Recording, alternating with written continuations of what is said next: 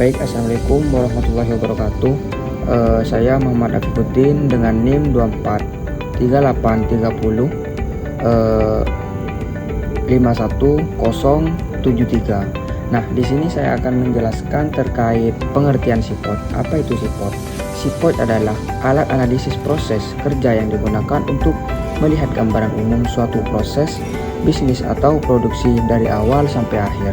Nah, SIPOT merupakan singkatan dari supplier, input, proses, output, customer. Nah, supplier adalah pihak yang menyediakan bahan atau informasi. Input, bahan, data, atau sumber daya yang dibutuhkan. Proses adalah langkah-langkah atau proses kerjanya. Nah, output hasil dari proses. Customer, pihak yang menerima hasil proses. Nah, SIPOT biasanya digunakan dalam manajemen operasi, mengendalikan kualitas dan memperbaiki proses kerja agar perusahaan lebih mudah memahami alur kerja secara keseluruhan. Supplier adalah pihak yang menyediakan kebutuhan untuk menjalankan proses. Supplier bisa berasal dari dalam perusahaan maupun luar perusahaan. Nah, fungsi supplier adalah menyediakan bahan baku, memberikan informasi, menjamin kebutuhan proses tersedia. Nah, seperti contoh pada usaha pembuatan tahu. Nah, petani itu merupakan pemasok kedelai. Ini toko bahan bakar atau pemasok kayu atau gas. Distributor seperti plastik, nah pemasok pengemasan. Inti mudah dipahami, supplier adalah orang atau pihak yang memberikan bahan untuk bekerja. Input adalah semua hal yang dibutuhkan agar proses dapat berjalan.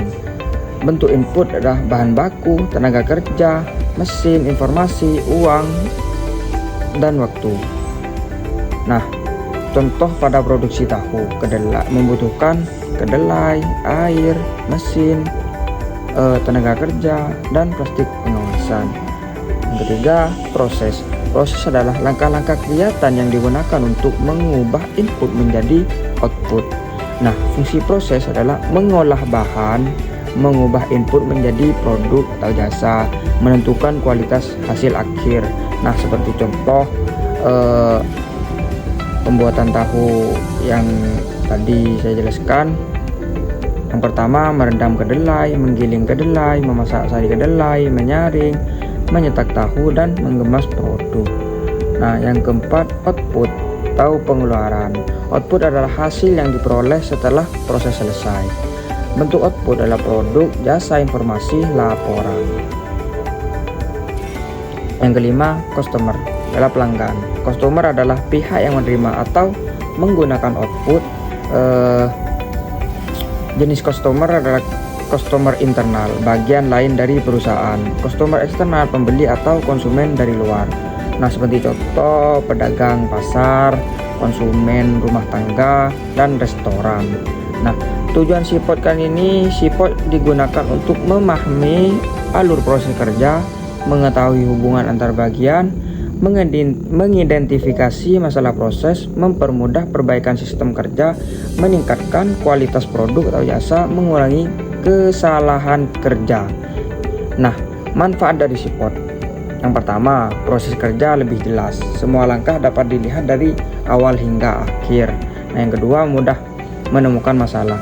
Perusahaan dapat mengetahui bagian yang kurang efektif. Yang ketiga, mempermudah komunikasi. Setiap bagian memahami tugas masing-masing.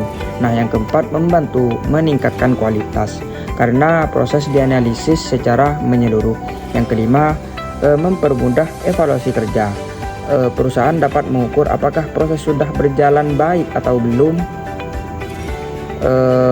Nah, kesimpulannya, SIPOT adalah metode untuk menggambarkan alur kerja dari pemasok sampai pelanggan. Dengan SIPOT, perusahaan dapat memahami proses secara menyeluruh sehingga lebih mudah melakukan pengawasan, evaluasi, dan perbaikan kualitas kerja.